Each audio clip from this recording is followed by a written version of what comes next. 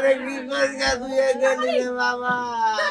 বাংলাদেশের এক ছোট্ট গ্রাম মাদারীপুর জেলার একটি কোণে, যেখানে সূর্য ওঠে কাদামাটির ঘ্রাণে আর জীবনের মানে কেবল বেঁচে থাকা। সেই গ্রামেই জন্ম সাগর বালাওফি। সাগর নামের মতোই শান্ত কিন্তু বুক ভরা ঝড়। তার স্বপ্ন ছিল একদিন ইউরোপে যাবে, একদিন মায়ের মুখে হাসি ফুটবে আর সংসারের দারিদ্র্য ভেঙে নতুন জীবনের সূর্য উঠবে তার হাতে। এই গল্প শুধু সাগরের না, এটা বাংলাদেশের হাজারো যুবকের গল্প, যারা প্রতিদিন বিদেশের টানে ঘর ছাড়ে আর কারো মা কারো বোন অপেক্ষায় থাকে সারা জীবন। নির্মম পৃথিবীটা আজও দাঁড়িয়ে আছে আগের মতোই। মানুষের স্বপ্ন বিক্রি হচ্ছে টাকা দিয়ে, আর স্বপ্নবাজ তরুণেরা হারিয়ে যাচ্ছে সাগরের গভীরে। সাগরের গল্প হয়তো শেষ, কিন্তু প্রশ্নটা এখনো বেঁচে আছে। সেই গ্রামের এক তরুণের নাম এখন ছড়িয়ে পড়েছে দেশ জুড়ে, সাগর মিয়া। সাগরের স্বপ্ন ছিল বড়। বাবা ছিলেন দিনমজুর, মা কাজ করতেন অন্যের বাড়িতে। জীবন কষ্টের হলেও বুকের ভেতরে একটাই আশা, একদিন ইউরোপে গিয়ে ভাগ্য বদলাবে। বন্ধুরা হাসতো, বলতো তুই কি ভাবছিস ইউরোপে যাওয়া এত সহজ? কিন্তু সাগর থামেনি। 18 লাখ টাকা ধার, বিক্রি বন্ধক, সবকিছু মিলিয়ে তৈরি হলো এক স্বপ্নের টিকিট। একজন দালাল বলল, সব ঠিক আছে ভাই, ইতালিতে কাজও ঠিক করা আছে, মাত্র কয়েকদিনের ভেতর তুই ওখানে থাকবি। সাগর তখন কল্পনায় দেখছিল ভেনিসের আলো, রোমের রাস্তা আর মায়ের মুখে হাসি। কিন্তু সেই হাসি আজ পরিণত হয়েছে অশ্রুতে, কারণ সাগর পৌঁছায়নি ইতালিতে।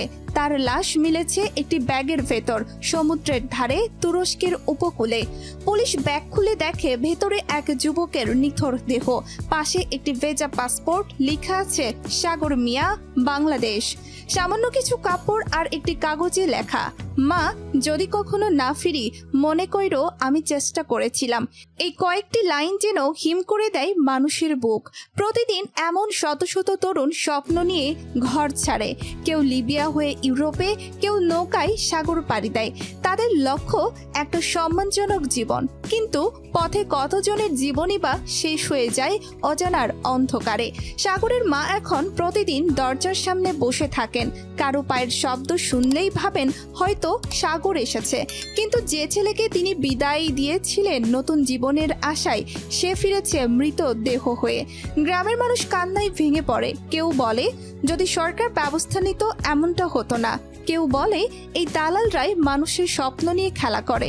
স্থানীয় প্রশাসন জানায় সাগর সহ আরও 12 জন বাংলাদেশি ছিলেন একই নৌকায়।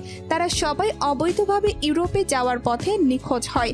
মধ্যসাগরের উত্তাল ঢেউ, অজানা বাতাস আর মানব পাচারকারীর লোভ, সব মিলেই তারা হারিয়ে যায় চিরতরে। কিন্তু প্রশ্ন থেকে যায়, কেন মানুষ এখনো জীবন বাজি রেখে বিদেশ যেতে চায়? কেন একজন তরুণ যার সামনে ভবিষ্যৎ ছিল, সে নিজের জীবন রেখে যায় সাগরের গভীরে? মায়ের কণ্ঠ কাঁপে।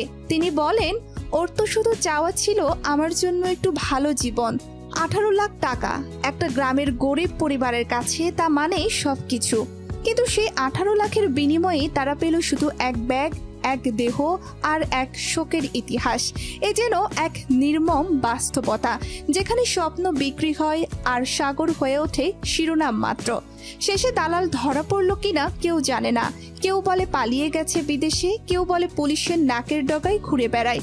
অন্যদিকে সাগরের মা এখনো প্রশ্ন করেন, আমার ছেলেকে কে নিল, কেন নিল? কিন্তু উত্তর কেউ দেয় না। সাগরের গল্প হয়তো শেষ, কিন্তু প্রশ্নটা এখনো বেঁচে আছে। একটা ভালো জীবনের আশায় আমরা কত দূর যেতে পারি?